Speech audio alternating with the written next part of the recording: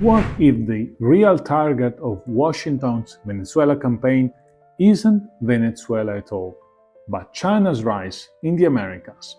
Think of it as the Monroe Doctrine updated to the 21st century, aimed not at European empires, but at Beijing's growing footprint from Caracas to the Panama Canal.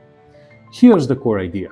US pressure on Venezuela and the showdown over Panama are two fronts of one strategy: containing China in the Western Hemisphere.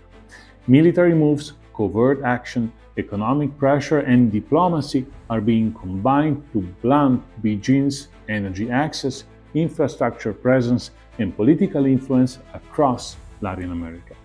In the next 8 minutes, this video breaks down the Monroe 2.0 logic driving US policy, why Venezuela is a flashpoint, not an endpoint, how Panama became a proof of concept, the tools Washington is using, and the risks Latin America faces. The original Monroe Doctrine warned outside powers in the 19th century to stay out of the Americas. Today, the principle is being repurposed for China. The concern is not just trade, it's strategic control over ports, telecoms, critical minerals, and even space ground stations. US officials frame this as protecting sovereignty and supply chains in North America's near abroad. Analysts describe a simple shift. The defining variable in US Latin American policy is how to respond to China's deepening role in finance, infrastructure, and technology. As one senior US diplomat put it recently, the United States has vital interests in keeping the hemisphere free from strategic coercion. By late 2025, Washington had acknowledged covert authorities for operations in Venezuela alongside naval deployments and interdiction at sea. Publicly, the rationale is counter-narcotics. Strategically, it's pressure on a regime too deeply tied to Beijing. Since the 2000s, China extended tens of billions of oil for loan deals to Caracas that collateralized Venezuelan crude for years, guaranteeing energy flows and political alignment. When markets crashed, grace periods and restructuring kept the relationship intact. This is why Venezuela matters to Washington. It's Beijing's most entrenched anchor in the hemisphere. Note what Danny Roy of East West Center warned. US force posture shows the capability of cutting off Venezuela's oil supply to China, a reminder that military signaling and energy leverage are now intertwined. For Beijing, Venezuela offers three strategic benefits. First, energy diversification away from suppliers susceptible to US pressure. Second, political symbolism, proving that China can sustain partners under Western sanctions. Third, a showcase for state-to-state financing that comes with speed and scale, without Western-style conditionality. Even when Caracas fell into arrears on oil-backed loans, the relationship held because the longer game is influence.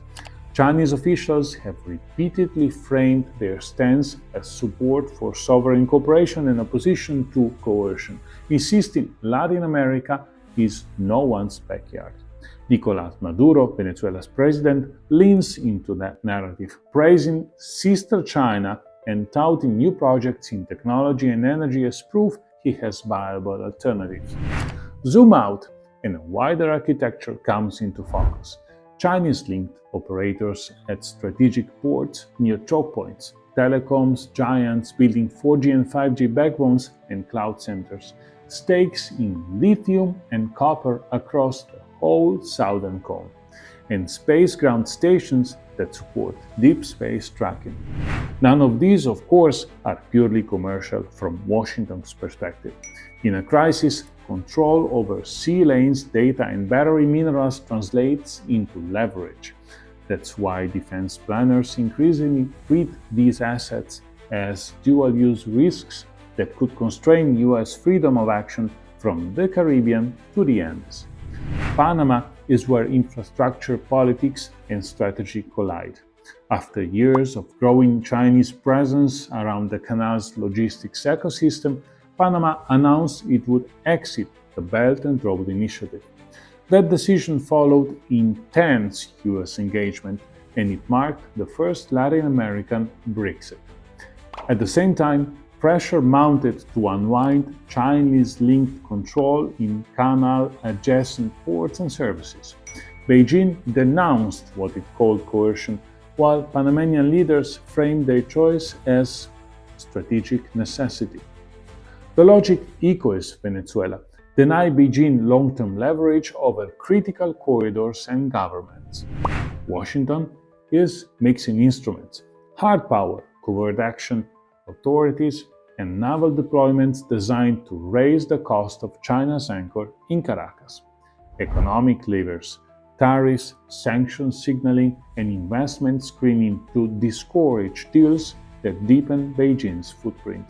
Diplomatic pressure: nudging governments on port concessions, 5G vendors, and development financing, plus the high-stakes tug-of-war over diplomatic recognition of Taiwan. As China's foreign ministry spokesperson Lin Jian argued, coercion and bullying only serve to push countries away, challenging the US narrative and courting regional sympathy. Latin American governments are caught in a narrowing vice. Aligning with US security demands can mean sacrificing Chinese capital, but leaning into Chinese finance can trigger American penalties or market costs. Escalation risks are real. Great power signaling around Venezuela could miscalculate, politically or even militarily. Economically, exiting Chinese projects without comparable Western financing can stall infrastructure and growth, and inconsistency, sanctioning 1 month, easing the next, feeds suspicion on all sides. As one veteran regional strategist put it, pressure without an alternative is not a strategy, it's a gamble. Here's the bottom line: Venezuela is the flashpoint, China is the target. The method is containment, mirrored in Panama and echoed across port networks and minerals from Mexico to Patagonia. If Washington wants countries to choose the United States over China, pressure won't be enough. It will need capital, technology, and patient partnership at scale. Will it be successful? It all depends on the wider continental picture. So, subscribe to see the last 2 episodes of this Pan-American geopolitical journey, Brazil and Argentina. Until that time, stay sharp.